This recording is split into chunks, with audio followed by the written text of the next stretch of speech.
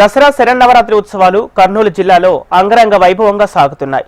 ఉత్సవాల చివరి రోజున ఆలయాల్లో అమ్మవారు నిజరూపం అలంకరణలో భక్తులకు దర్శనమిస్తున్నారు. ఈ 3 రోజుల పాటు అమ్మవారిని దర్శించుకుంటే 9 రోజులు సేవించుకున్న ఫలితం దక్కుతుందని అంటున్న ఆలయ వేద పండితులతో మా ప్రతినిధి హరికిషన్ ఫేస్ టు ఫేస్. ఆలయాల కిల్లా కర్నూలు జిల్లాలో దేవి శరన్నవరాత్రి ఉత్సవాలు అంగరంగ వైభవంగా సాగుతున్నాయి. మరి ఈ రోజు అమ్మవారు ఎటువంటి అలంకరణలో ఉంటుంది, గ్రామోత్సవానికి ఎలా తరలి వస్తుందో తెలుసుకునే ప్రయత్నం ఒకసారి చేద్దాం. ప్రస్తుతం మనం మహానందీశ్వర స్వామి ఆలయంలో ఉన్నాం. అష్టాదశ శక్తి పీఠం, 12 జ్యోతిర్లింగం కలగలిసినటువంటి శ్రీశైలంతో పాటు మహానంది, నందవరం, యాగంటి ఇలా ప్రముఖ పుణ్యక్షేత్రాలలో కూడా ఈ నవరాత్రి ఉత్సవాలు అంగరంగ వైభవంగా సాగుతున్నాయి. ప్రస్తుతం మహానందీశ్వర స్వామి ఆలయ వేద పండితులు రవిశంకర్ అవధాన్ ఉన్నారు. స్వామి చెప్పండి, ఈ రోజు అమ్మవారు ఎటువంటి అలంకరణలో ఉంటారు, ఎన్నో రోజు? నమో మహానందీశ్వరాయ. ఈ రోజు మహర్నవమిగా చెప్పబడుతుంది. మనకి దేవీ నవరాత్రుల్లో 9వ రోజు వచ్చేటువంటి నవమి. ఈసారి మనకి 11 రోజులుగా నవరాత్రి వచ్చినందువల్ల 10వ రోజున ఈ యొక్క మహర్నవమి పర్వదినం అనేటువంటిది రావడం జరిగింది.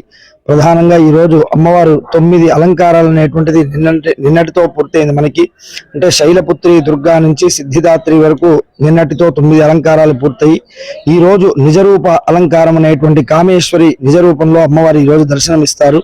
మనకి కామేశ్వరి అంటే గనక కామ్యములను తీర్చేటువంటి అంటే కోరికలను తీర్చేటువంటి తల్లి అనేటువంటి అర్థం కాబట్టి ఆ యొక్క కోరికల్ని తీర్చేటువంటి తల్లి అయినటువంటి కామేశ్వరి దేవి 9 రోజుల దీక్ష నవరాత్రి దీక్షా ఫలాన్ని ఈ రోజు మనకి అందించేటువంటి రోజుగా చెప్పబడుతుంది.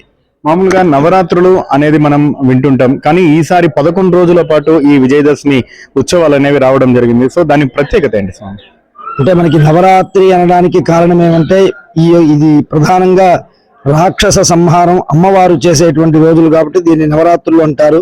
పగలంతా కూడా అమ్మవారి యుద్ధం చేస్తూ రాక్షస సంహారం చేస్తూ ఉంటే రాత్రి కాలంలో అమ్మవారికి శాంతిగా ప్రజలు అట్లాగే మహర్షులు దేవతలు అందరూ కూడా పలు విధాలుగా అమ్మవారిని కొనియాడడం, అమ్మవారిని కీర్తించడం ద్వారా మరునాడు యుద్ధానికి అమ్మవారిని సన్నద్ధం చేయడానికి చేసేటువంటి రాత్రి కాలంలో చేసేటువంటి పండుగ కాబట్టి దీన్ని నవరాత్రులు అంటారు.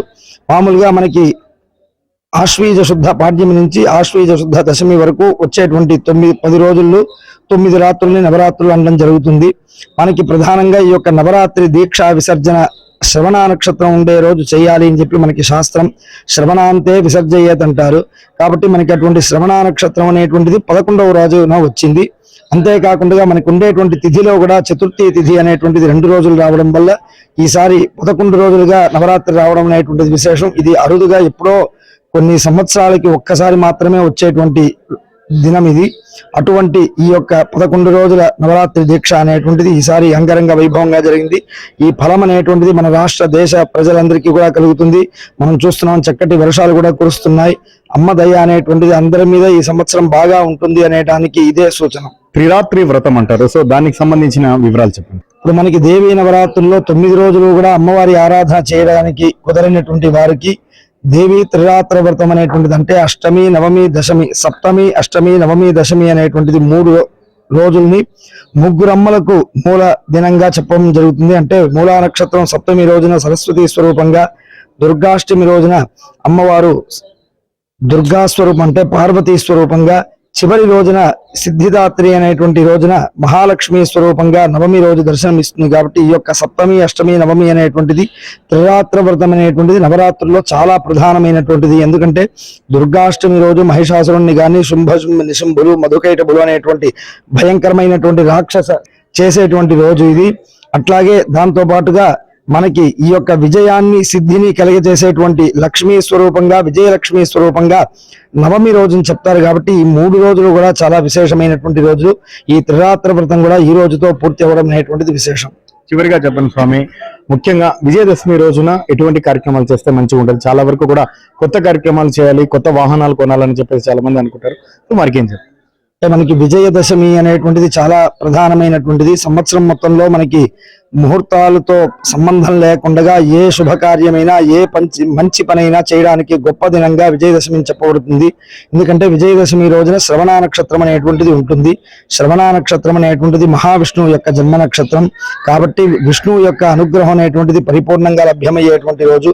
అంతేకాకుండా ఈ యొక్క నవరాత్రి ఈ యుద్ధంలో గాని ఈ యొక్క సంహారంలో గాని విజయాన్ని సాధించినటువంటి సాక్షాత్ అమ్మవారికే విజయాన్ని కలిగించినటువంటి రోజుగా విజయదశమిని చెప్పడం జరుగుతుంది. అలాగే మనం పురాణ ప్రకారంగా చూసుకున్న పాండవులు వాళ్ళ యొక్క అజ్ఞాతవాసం అంతా పూర్తి చేసుకొని తిరిగి విజయదశమి రోజునే వారు రాజ్యాన్ని స్వీకరించడం అనేటువంటిది కూడా జరిగింది.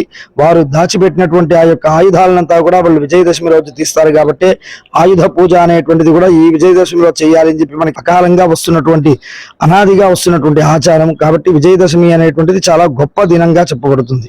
ధన్యవాదాలు స్వామి. ప్రస్తుతం ఆలయాల కిల్లగా ఉన్నటువంటి కర్నూలు జిల్లాలో ప్రత్యేకంగా అమ్మవారి పూజలు అయితే జరుగుతున్నటువంటి పరిస్థితి ఉంది.